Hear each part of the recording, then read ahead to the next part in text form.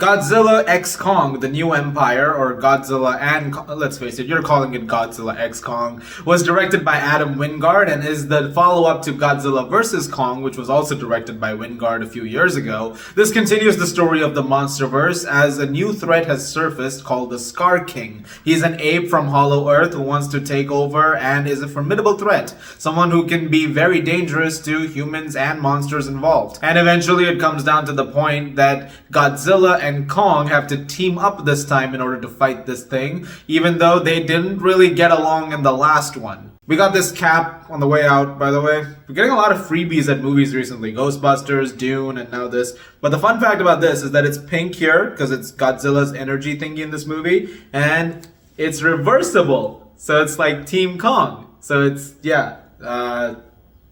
that's cool. Look, at this point of time with the MonsterVerse movies, we have hit about 10 years since this entire franchise started. In that time, we have had 5 movies, including this one. We've also had a full TV series with Monarch on Apple TV. And so I, at this point, know exactly what I'm going to get with a movie like Godzilla X Kong. I know what kind of spectacle to expect. I know exactly what kind of characterization there will be for certain people. And beyond that, I know the scale of the action. But something that I feel the last movie and this one have gotten very well is that sometimes you have to just accept that the thing that you're working on is inherently kind of silly. Now, granted, the show is more human-oriented, so there's a lot more stuff that's, thoughtful and deals with some of that characterization, and that's cool. And you can still use the show for that, and I think the filmmakers behind the MonsterVerse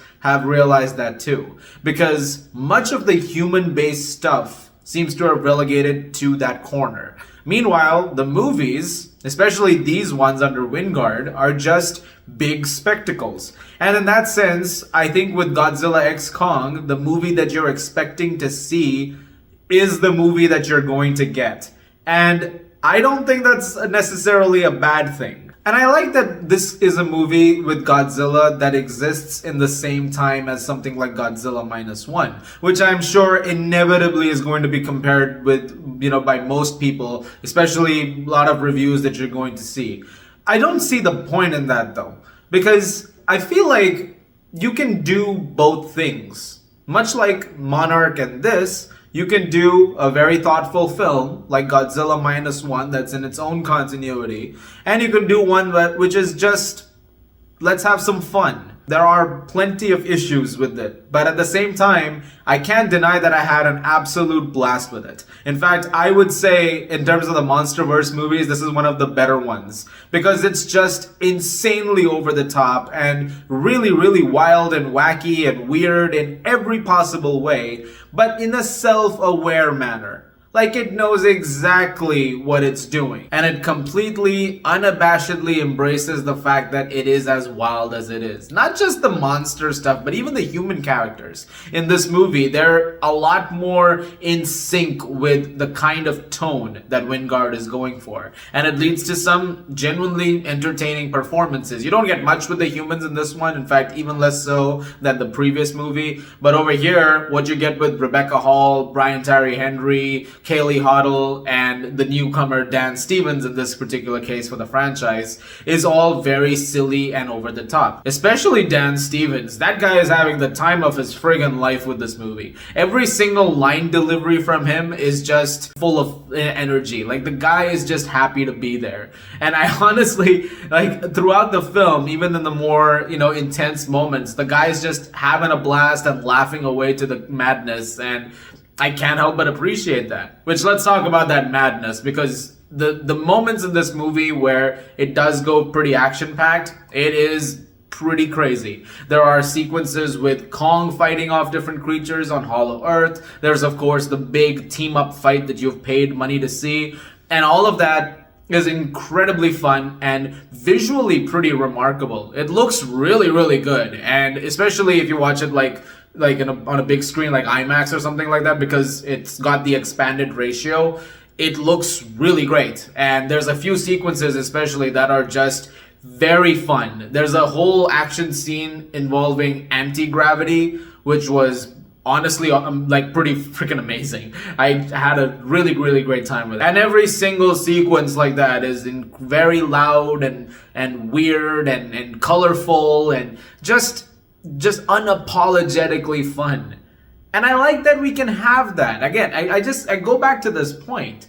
The fact that it's a film that, once again, as the kids say these days, it just understands the assignment. Very similar to Godzilla versus Kong. Now, granted, I should mention, if you didn't like Godzilla versus Kong, there's a very likely scenario you're going to see Godzilla X Kong, and it's not going to do anything for you. Because in a lot of ways, what you get with this movie is the successor to that. And so everything from that is pretty much doubled down upon. If that's something that's going to bother you, then that might be an issue. But at the same time, if there's somebody who liked Godzilla versus Kong, like I did, I had a genuine blast with Godzilla X Kong. I don't know which one I liked more than the other, but honestly, I just was happy walking out of the theater. Sure, I could give you some serious critiques of the film, and especially in terms of the script, which is very bare bones and extremely expository. Most of the time, the human scenes that you get, they're basically there to just tell you the story. Like, there'll be a character who'll be like, this is happening, and now Godzilla is doing this, now Kong is doing this, now we're in this part of Hollow Earth. Over here, there's what the situation is. If we let this happen, then this is going to happen. And that's the majority of the dialogue. Most of it is just exposition.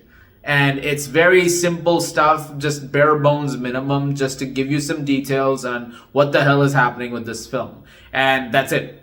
After that, it's off to the races. And even the conversation scenes that you get in this movie, a lot of that stuff is with monsters. There's an entire subplot, for instance, between Kong and a small ape that he meets, and it's basically confirms to him that he's not the last of his kind. That entire dynamic that builds between them is all done without obviously any dialogue, but it's really nice, and it was actually one of the emotional cores of that film. And it just goes to show how much Wingard in this time was committed to making this the monster movie show rather than trying to keep it to the human beings. And I just had a very good time with Godzilla X Kong. I think it works on a lot of levels. I think it's an imperfect movie. It has its issues, for sure. And as I've been talking about it, you can tell what those are. But I also have to be honest in saying that it's just an incredibly fun movie. One that I would happily like to revisit at some point, and I probably will.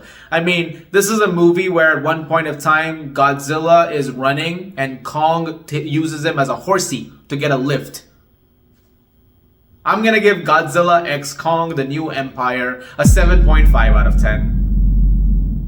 Just go have fun. Honestly, this movie's coming out in IMAX 3D as well, I believe. If you go see it in 3D, I feel like this is gonna be freaking insane. So, just a tip.